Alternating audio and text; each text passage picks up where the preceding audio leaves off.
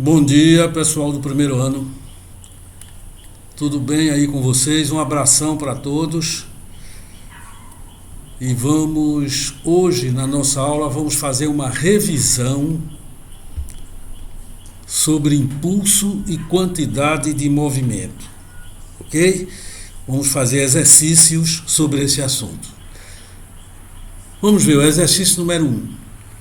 Num certo instante, um corpo em movimento tem energia cinética de 100 joules, enquanto o módulo de sua quantidade de movimento vale 40 kg vezes metros por segundo. A massa do corpo em quilogramas vale. A gente conhece a energia cinética do corpo e conhece a quantidade de movimento e quer determinar a massa do corpo. Ok? Essa é a ideia. Então, vamos lá. Vamos à solução. Então, a energia cinética, 100 joules. E a quantidade de movimento, 40 kg por metro vezes metros por segundo. Vamos escrever a equação da energia cinética e a equação da quantidade de movimento. Energia cinética, mv ao quadrado sobre 2, né? Massa vezes o quadrado da velocidade dividido por 2. Essa energia cinética vale 100, então 100 igual a mv2 sobre 2. Primeira equação está estabelecida aí. Vamos agora escrever a equação da quantidade de movimento. Quantidade de movimento é mv, né? Quantidade de movimento de uma bola, a massa dela vezes a velocidade. Quantidade de movimento de um carro, massa vezes a velocidade do carro. Bom, como a quantidade de movimento é 40, então 40 é igual a mv, equação número 2.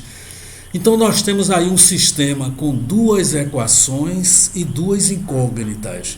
Existem muitas maneiras de resolver esses sistemas, mas eu vou utilizar a maneira mais rápida. A maneira mais rápida, nós vamos relacionar, dividir. Relacionar em matemática é dividir a equação número 1 pela equação número 2. Então eu vou dividir membro a membro a equação número 1 pela equação número 2. Fazendo essa divisão, 100 dividido por 40, que é o primeiro membro, né, dividindo os primeiros membros, e o segundo membro, mv2 sobre 2 dividido por mv. A massa corta. Aparece em cima e embaixo, o V2 de cima com o V de baixo. Então nós ficamos com essa equação aqui, 2,5, que é 100 dividido por 40, 2,5, igual a V sobre 2. Tirando o valor de V, produto dos meios igual dos extremos, V igual a 5 metros por segundo. Esta é a velocidade. Né? Mas como ele quer a massa, então vamos pegar esse valor da velocidade e vamos substituir na equação 2. Né? A equação 2, você está olhando aí, é 40 igual a mv. Então vamos pegar esse valor da velocidade, vamos pegar esse valor e vamos substituir na equação 2. Então a equação 2, 40 igual a mv, mais v igual a 5. Tirando o valor de m, 40 dividido por 5, 8 kg, indicando para a primeira questão a resposta B de bola. Questão simples, né? Questão simples. Escreve as duas equações, a equação da energia cinética, a equação da quantidade de movimento, e relaciona. Relacionar em matemática é dividir. Divide uma pela outra. Você encontra a primeira velocidade e depois substitui na equação 2, 40 igual a mv. Pronto, está aí a solução da questão. Vamos começar a pensar na número 2. Diz aí, de acordo com o locutor esportivo, uma cortada de um jogador titular da seleção brasileira de voleibol, a bola atinge a velocidade de 108 km por hora. Uma cortada bastante forte, né? A velocidade que a bola saiu da mão do jogador foi de 108 km por hora. Com certeza nós vamos ter que mudar quilômetros por hora para metros por segundo. Vamos ter que dividir por 3,6, isso aí. Aí, supondo que a velocidade da bola, imediatamente antes de ser golpeada, era desprezível, antes da mão bater na bola, a velocidade era desprezível, ou seja, era nula, estava em repouso. É a mesma coisa que dizer que na hora que a mão tocou na bola, a bola estava em repouso. Tá certo? Então, Então a bola estava em repouso na hora que foi golpeada e a massa da bola vale 270 gramas. Também vamos ter que transformar para quilogramas, né? Quilogramas. Só é dividir por 1000 isso aí que você vai obter a massa em quilogramas. Então o valor do impulso, ele quer calcular o impulso que a mão aplicou na bola. Ele quer calcular o impulso que a mão aplicou na bola. Temos que lembrar a fórmula do impulso. Lembra a fórmula do impulso? O impulso é igual a variação, olha aí, a cortada, né? O adversário tentando bloquear. Na hora da cortada a velocidade é nula, transformando a velocidade que está em quilômetros por hora para metros por segundo. A massa transformando para gramas é só dividir por 1000. Dividir por 1000 corresponde a multiplicar por 10 a menos 3. Então, mudamos agora a fórmula do impulso. O impulso é igual à variação da quantidade de movimento. O impulso de uma força é a quantidade de movimento final menos a quantidade de movimento inicial. E quantidade de movimento é mv. Então é o mv final menos o mv inicial. Impulso. mv final menos mv inicial. Mas como a velocidade inicial era zero, então essa segunda parcela aí, mv0, desaparece. V0 igual a zero. Então o impulso vai ser m, que é a massa, vezes a velocidade final com que a bola sai da mão, que é de 30. Multiplicando 270 vezes 30, você vai encontrar 8.100 vezes 10 a menos 3. Ou seja, 8,1 newtons por segundo. 8,1 newtons por segundo. Como ele diz aproximadamente, a resposta vai ser a letra A, onde aparece 8, né? 8, na letra A aparece 8 newtons por segundo. Pronto, aproximadamente 8. A letra A responde a questão. Ok?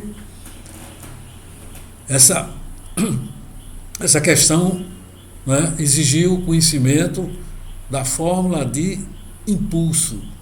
Impulso é igual à quantidade de movimento final menos a quantidade de movimento inicial.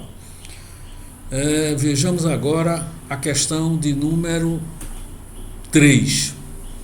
Diz aí, um canhão de artilharia horizontal, de 1 tonelada, é a massa do canhão, 1 tonelada, lembrando que 1 tonelada tem 1000 quilogramas, a massa do canhão, 1 tonelada, ele vai fazer um tiro horizontal. A gente vai ver depois na figura. Ele dispara uma bala de 2 kg. A bala que sai do canhão tem 2 kg.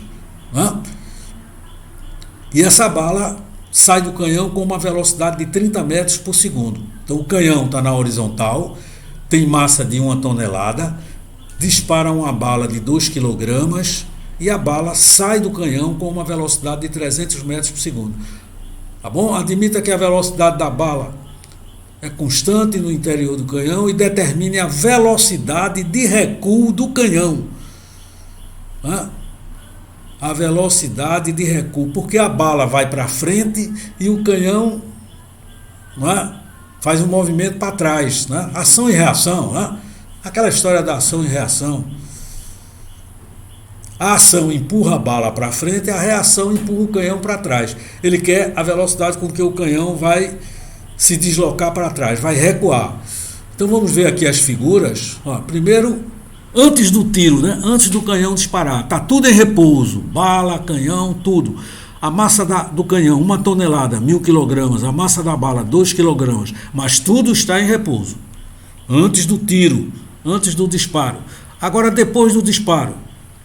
Depois do disparo, a bala sai com velocidade de 300 metros por segundo, e o canhão recua com a velocidade VC, que nós não sabemos, mas vamos determinar no cálculo. Nós não sabemos. Tá certo? Então, vamos aplicar o princípio da conservação da quantidade de movimento. Ou seja, a quantidade de movimento antes do tiro é igual à quantidade de movimento depois do tiro. A quantidade de movimento do sistema bala-canhão antes é igual à quantidade de movimento do sistema bala-canhão depois. Então é isso que nós vamos aplicar. Então vamos lá. Antes massa da bala vezes a velocidade da bala, mais massa do canhão vezes a velocidade do canhão. Antes, né? Massa da bala vezes velocidade da bala, massa do canhão vezes a velocidade do canhão. Mas os dois estão em repouso.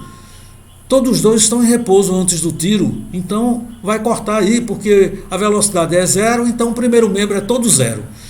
A velocidade inicial do canhão e também da bala são nulas. As duas velocidades são nulas. Então o primeiro membro vai ser zero. Agora o segundo membro. Massa da bala vezes velocidade da bala, massa do canhão vezes velocidade do canhão. Substituindo os valores, o primeiro membro é zero, porque ambos estão em repouso. Massa da bala 2, velocidade da bala 300, massa da bala 1000, velocidade do canhão VC. Fazendo as contas, menos 600 igual a 1000 VC, tirando o valor de VC, menos 600 dividido por 3. Dá menos 0,6 metros por segundo. É a velocidade com que o canhão vai recuar. Esse menos, tá certo? É porque o canhão está se movendo para o lado esquerdo, por isso que tem esse menos, né? Enquanto a bala está para o lado direito. Então, resposta letra B. A interpretação do sinal menos. A bala vai para a direita, positivo, mas o canhão está vindo para a esquerda, então é negativo. Ok? A letra B responde a questão. Muito bem, aplicamos aí conservação da quantidade de movimento. Vejamos a questão número 4, exercício 4. A aplicação da chamada lei seca diminuiu significativamente o percentual de acidentes de trânsito em todo o país. Tentando chamar a atenção de seus alunos para as consequências dos acidentes de trânsito, um professor de física, deve ser Paulo, né? Um professor de física, aí com certeza foi Paulo, solicitou que considerassem um automóvel de massa 1000 kg, é a massa do carro, 1000 kg, e a velocidade dele 54 km por hora. Vai ter que transformar em metros por segundo. Vai ter que dividir por 3,6. Essa é a velocidade do carro, né? Esse carro colide de frente com a parede rígida. Colide de frente. Supondo que ele atinge o repouso no intervalo de tempo de 0,5 segundos, ele bateu e 0,5 segundos depois ele já estava parado, né? Isso aí é o tempo, né? O tempo de choque. Ele chegou com 54 metros por segundo, 54 km por hora, 54 km por hora. Bateu na parede, meio segundo depois ele já estava parado. Tá certo? Foi o tempo que o carro levou para atingir o repouso. Determinar a força média que exerce sobre o automóvel, né? A força média que a parede exerce sobre o automóvel durante a colisão. Bom, novamente nós vamos usar a equação do impulso, né? A definição do impulso. Vamos ver aqui, uma tonelada é 1000 kg, né? 54 km por hora dividido por 3,6 dá 15 metros por segundo. Impulso é a quantidade de movimento final menos a quantidade de movimento inicial. Está aí o choque, né? O carro batendo contra a parede, gastou meio segundo para atingir o repouso. Então, impulso, quantidade de movimento final menos inicial. Agora, impulso, você sabe que é F vezes ΔT. Impulso de uma força é F vezes ΔT. É a força multiplicada pelo intervalo de tempo. Intervalo de tempo de duração do choque. Muito bem, que foi 0,5 no enunciado. Então, F ΔT é 0,5. A quantidade de movimento final não existe porque o carro parou. Né? Ele parou no final do choque, né? No final da colisão ele atingiu o repouso. Então não tem velocidade final, só tem velocidade inicial. Então o tempo, como ele deu lá, 0,5 segundos, F vezes 0,5, igual a 1000 vezes 15. Fazendo as continhas aí, né? 15.000 dividido por 0,5. Dividir por 0,5 é a mesma coisa que multiplicar por 2. Então vai dar 30.000. 30.000 em notação científica. 3 vezes 10 a quarta. Ok? Então, a resposta para essa questão, a quarta questão, é a letra C. 3 vezes 10 a quarta. Vocês vejam bem, né? Que para o automóvel parar, a força que atuou sobre ele foi de 30 mil newtons. Tá certo? 30 mil newtons. Seria a mesma força que atuaria sobre você, né? Se você não tivesse o airbag. Seria uma força muito alta que atuaria sobre você se você não tivesse o airbag, porque muda só aí a massa, né? De 1000 botaria a sua massa, tá certo? Mas seria uma força muito alta. Então, vejamos a quinta questão, exercício número 5. Alguns automóveis dispõem de um eficiente sistema de proteção para o motorista que consiste em uma bolsa inflável de ar. É o airbag, né? Essa bolsa inflável de ar é o airbag, que vai proteger você na hora da batida. A batida foi na questão 4, na anterior. Se você não tiver o airbag, você vai de cara, né? Você vai de cara contra o peito, contra o volante, a cara contra o para-brisa. Então, a bolsa de ar que ele fala aí é o airbag, que vai proteger você, certo? Essa bolsa, esse airbag, ela é inflada no centro do volante quando o automóvel sofre uma desaceleração brusca. Aquele carro que bateu na questão anterior sofreu uma desaceleração brusca. Em 0,5 segundos ele parou. Muito brusca. Certo? Então, o airbag ele serve para isso, né? Ele serve para evitar aquele choque violento, né, que você realizaria. Então, de modo que a cabeça e o tórax do motorista, em vez de colidirem com o volante, a cabeça e o tórax, em vez de colidirem com o volante, colidem com a bolsa de ar, com o airbag. Aí amortece, né? Amortece o choque. A figura a seguir, né, mostra 2 gráficos da variação temporal. Variação, força em função do tempo. Variação temporal da força. Força em função do tempo. Então, a variação temporal que age sobre a cabeça de um boneco que foi colocado no lugar do motorista. Os 2 gráficos foram registrados em 2 colisões de testes de segurança. A única diferença entre as 2 colisões é que na colisão 1 na colisão 1 usou-se o airbag. Na colisão 1, que está em giz azul, foi usado o airbag. E na colisão 2, onde não foi usado o airbag, tá certo? O gráfico está numa cor lilás, né? Isso aí é lilás. Pronto. Então o gráfico mostra a força de impacto que vai agir no motorista, a força de impacto que vai agir no motorista em função do tempo. Agora, sem o airbag é o gráfico 2, na cor lilás. Com o airbag é o gráfico 1, na cor azul. Ok? Então vamos lá. Se você analisar os 2 gráficos, você vai ver que sem o airbag, que é o gráfico 2, cor lilás, a força é 800. Com o airbag, na cor azul, a força é 400. Veja que sem o airbag, a força é o dobro. A força de impacto que o motorista sofreria é o dobro, sem o airbag. Agora o tempo. Com o airbag, tá certo? O tempo de impacto, 4 segundos. Não é isso? Sem o airbag,